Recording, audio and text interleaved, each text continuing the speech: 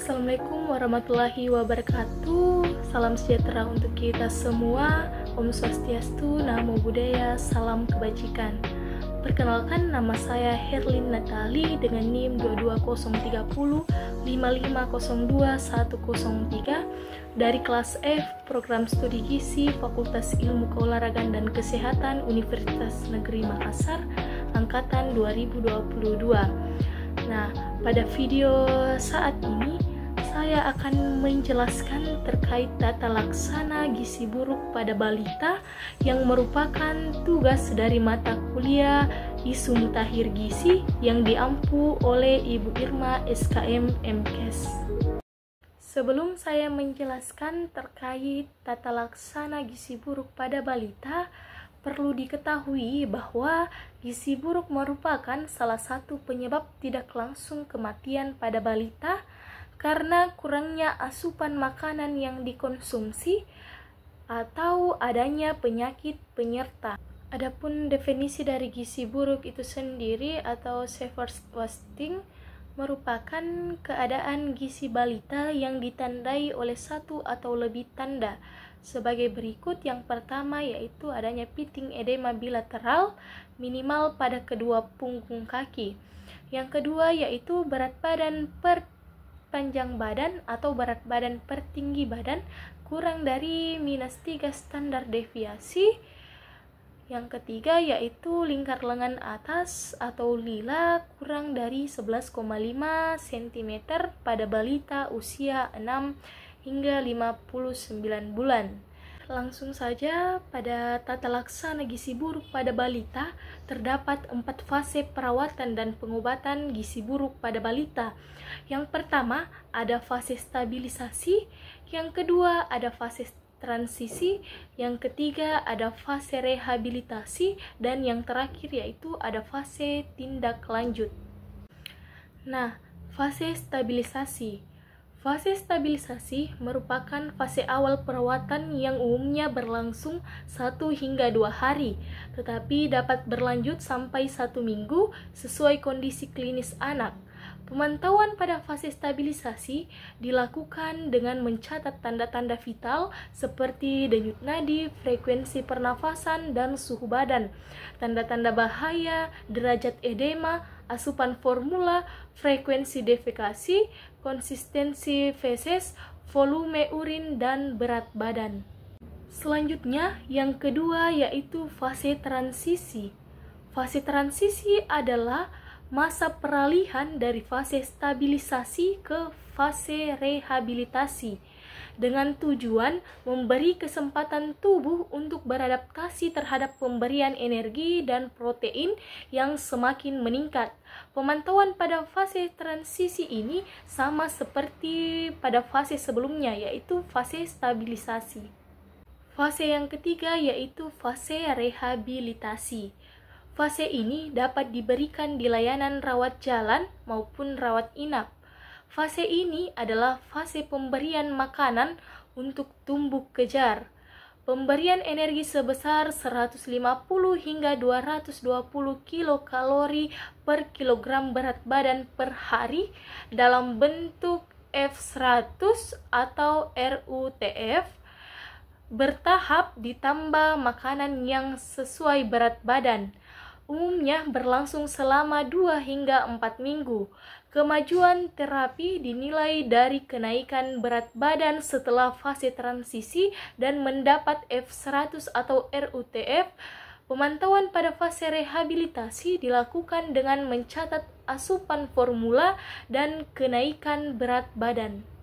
Selanjutnya, fase yang keempat yaitu fase tindak lanjut, di mana pada fase ini merupakan lanjutan pemberian makanan untuk tumbuh kejar dengan pemberian makanan keluarga dan pemberian makanan tambahan pemulihan atau PMTP. Nah, itulah 4 fase perawatan dan pengobatan gizi buruk pada balita.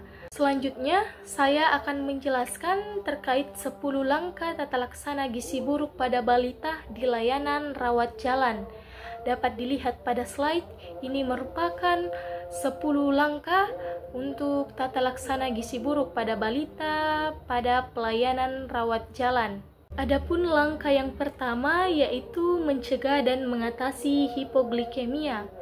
Semua balita gizi buruk beresiko mengalami hipoglikemia atau kadar gula darah kurang dari 3 milimol per liter atau kurang dari 54 mg per desiliter.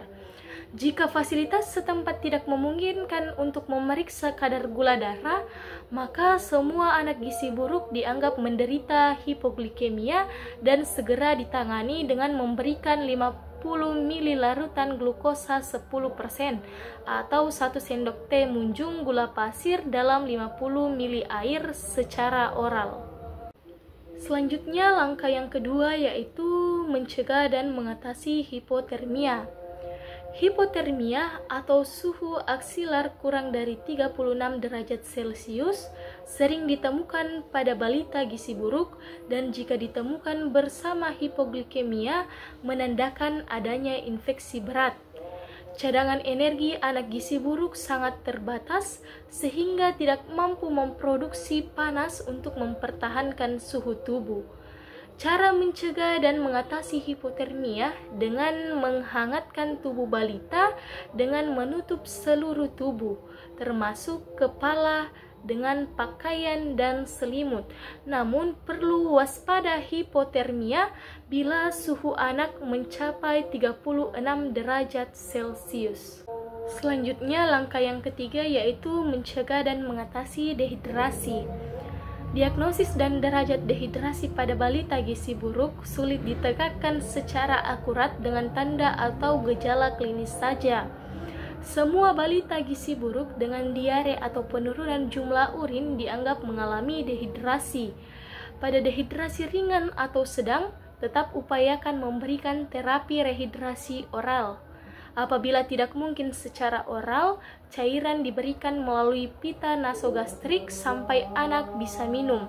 Gunakan larutan oralit standar yang dimodifikasi dengan mengurangi natrium dan menambah kalium yang lebih dikenal dengan Rehydration Solution for Malnutrition atau Resomal. Cara mencegah dan mengatasi dehidrasi yaitu beri resomal yang terbuat dari oralit yang diencerkan, gula pasir, larutan elektrolit atau mineral mix, dan air. Oralit. Pemberian oralit pada anak gizi buruk harus diencerkan 2 kali agar kadar natrium menjadi lebih rendah untuk menghindari terjadi retensi air, edema, dan gagal jantung. Gula diberikan untuk menambah energi dan mencegah hipoglikemia. Larutan elektrolit atau mineral mix diberikan untuk mengatasi gangguan keseimbangan elektrolit dan mineral seperti kalium, magnesium, kuprum, dan zinc. Apabila anak diare, berikan resomal setiap kali diare, yaitu yang pertama untuk anak usia kurang dari 2 tahun diberi 50 hingga 100 ml setiap kali diare, dan untuk anak yang lebih atau sama dengan 2 tahun diberi 100 hingga 200 ml setiap kali buang air besar. Selanjutnya, langkah yang keempat yaitu memperbaiki gangguan keseimbangan elektrolit. Pada anak gizi buruk terjadi gangguan keseimbangan cairan, elektrolit, dan mineral. Untuk mengatasi gangguan keseimbangan elektrolit tersebut, diberikan mineral mix yang ditambahkan ke dalam formula WHO, formula 75, formula 100, dan resomal. Tubuh anak gizi buruk relatif mengandung kadar natrium lebih tinggi dan kalium lebih rendah dibandingkan anak normal. Karena itu, pemberian cairan tidak boleh yang mengandung kadar natrium tinggi dan anak harus mendapat tambahan kalium. Adapun tata laksana pada langkah keempat, yaitu yang pertama, untuk mengatasi gangguan elektrolit diberikan kalium yang sudah terkandung di dalam larutan mineral mix yang ditambahkan ke dalam F75, F100 atau resomal. Yang kedua yaitu gunakan larutan resomal untuk rehidrasi. Nah, selanjutnya langkah yang kelima yaitu mengobati infeksi. Balita gizi buruk seringkali menderita berbagai jenis infeksi, namun sering tidak ditemukan tanda atau gejala infeksi bakteri seperti demam. Karena itu, semua balita gizi buruk dianggap menderita infeksi pada saat datang ke fasilitas kesehatan dan segera diberi antibiotik. Hipoglikemia dan hipotermia seringkali merupakan tanda infeksi berat. Adapun tata laksananya yaitu yang pertama, berikan kepada semua balita gizi buruk antibiotik dengan spektrum luas. Bila balita sebelumnya dirawat inap, maka pemberian antibiotik merupakan lanjutan dari pengobatan sebelumnya dirawat inap. Yang kedua yaitu imunisasi campak.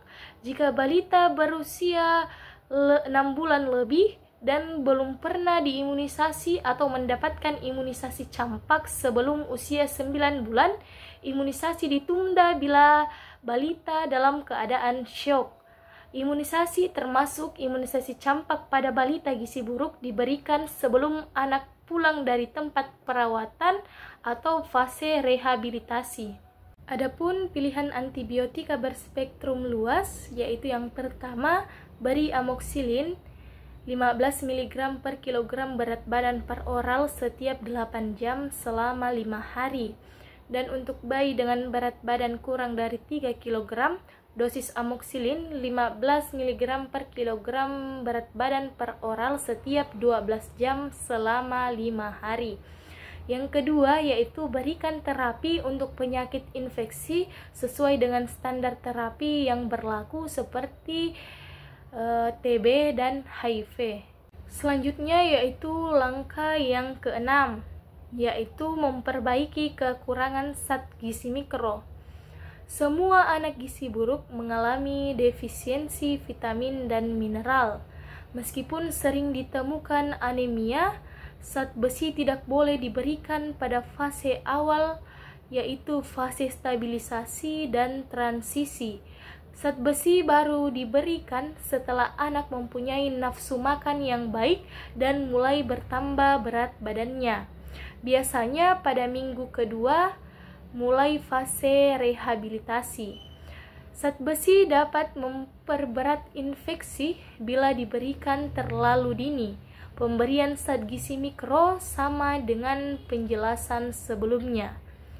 Bila balita gizi buruk mendapat RUTF dengan komposisi sesuai dengan rekomendasi WHO, maka tidak perlu diberikan suplementasi zat gizi mikro lagi, kecuali ditemukan tanda klinis kekurangan vitamin A pada mata atau ada riwayat menderita campak dalam 3 bulan terakhir, maka balita diberi suplemen vitamin A dosis tinggi sesuai dengan usianya. Selanjutnya yaitu langkah yang ketujuh, yaitu memberikan makanan untuk fase stabilisasi dan transisi, di mana ini diberikan untuk anak gizi buruk di layanan rawat inap. Selanjutnya langkah yang kedelapan yaitu memberikan makanan untuk tumbuh kejar. Pada fase rehabilitasi terjadi replesi atau pemulihan jaringan tubuh sehingga diperlukan energi dan protein yang cukup.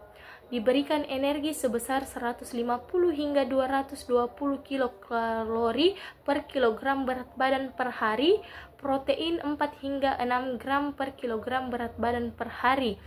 Tetapi gizi yang diberikan dapat berupa F100 atau RUTF yang secara bertahap ditambah makanan padat gizi. Selanjutnya langkah yang ke-9 yaitu memberikan stimulasi untuk tumbuh kembang. Pada anak gizi buruk terjadi keterlambatan perkembangan mental dan perilaku. Keterlibatan keluarga, terutama ibu, sangat diperlukan dalam memberikan stimulasi untuk tumbuh kembang anak. Oleh karena itu, perlu diberikan petunjuk kepada orang tua dan keluarga untuk memberikan stimulasi perkembangan anak dengan penuh kasih sayang, sambil bermain, bernyanyi, dan menciptakan suasana yang menyenangkan. Stimulasi diberikan secara bertahap dan berkelanjutan sesuai umur anak terhadap 4 aspek kemampuan dasar anak, yaitu berbicara dan bahasa, serta kemampuan sosialisasi dan kemandirian. Stimulasi terstruktur dilakukan secara intensif setiap hari selama 15 hingga 30 menit. Selanjutnya, langkah yang terakhir atau langkah yang ke-10, mempersiapkan untuk tindak lanjut di rumah. Persiapan untuk tindak lanjut di rumah dapat dilakukan sejak anak dirawat inap. Misalnya, melibatkan ibu dalam kegiatan merawat anaknya. Kriteria sembuh dari gizi buruk apabila berat badan per tinggi badan atau berat badan per panjang badan lebih dari -2 standar deviasi dan atau lingkar lengan atas lebih atau sama dengan 12,5 cm dan tidak ada pitting edema bilateral. Bila balita keluar dari layanan rawat inap setelah sembuh atau sesuai kriteria di atas, maka anjurkan untuk kontrol teratur setelah pulang, 1 kali per minggu pada bulan pertama, 1 kali per 2 minggu pada bulan kedua. Selanjutnya 1 kali per bulan sampai 6 bulan atau lebih. Selain itu, dilanjutkan juga untuk melengkapi imunisasi dasar ataupun ulangan sesuai program PPI atau program pengembangan imunisasi. Nah, itulah tadi 10 langkah tata laksana gizi buruk pada balita di layanan rawat jalan. Mungkin sekian yang dapat saya sampaikan pada kesempatan kali ini. Lebih dan kurangnya mohon dimaafkan. Sekian dan terima kasih.